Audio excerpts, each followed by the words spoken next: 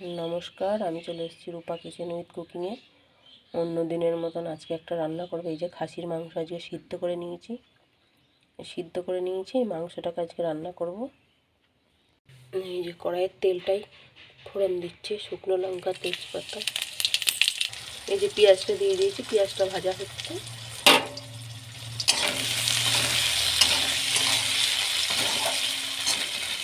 যে সব মশলা দিয়ে দিয়েছি এর মধ্যে, জিরের গুঁড়ো, হলুদ গুঁড়ো, টমেটো কুচি, এই যে লবণ।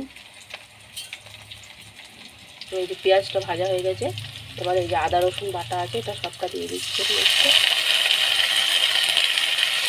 এই যে আদা পেঁয়াজটা ভাজা হয়ে গেছে,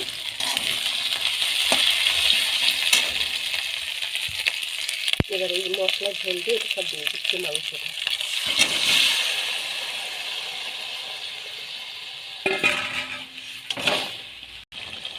এবার কষা হবে, জলটা অনেকটা মরে গেছে, এবার শুকনো শুকনো করতে হবে।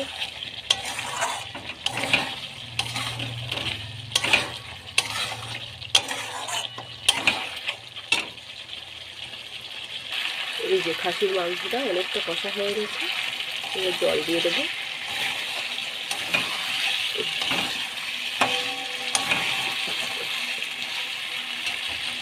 এই যে এটা পুরো গরম জল, এই গরম জলটা দিয়ে দিচ্ছি।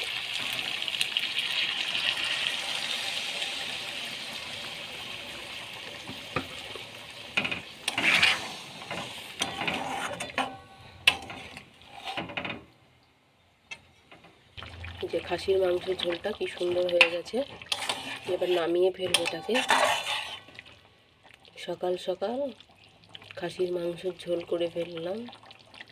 কেমন হয়েছে অবশ্যই জানাবেন আজকের রেসিপিটা। এই যে গরম মশলার গুঁড়ো দিয়ে এটাকে নামিয়ে ফেলবো, একদম হয়ে গেছে মাংসটা।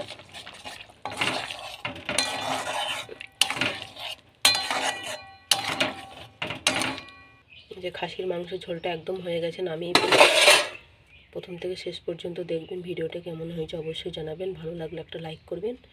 সকাল সকাল খুব সুন্দর একটা রেসিপি বানিয়ে ফেলেছি। পরের দিন আবার একটা নতুন রেসিপি নিয়ে চলে আসবো। আজকের রেসিপি এখানেই শেষ করছি।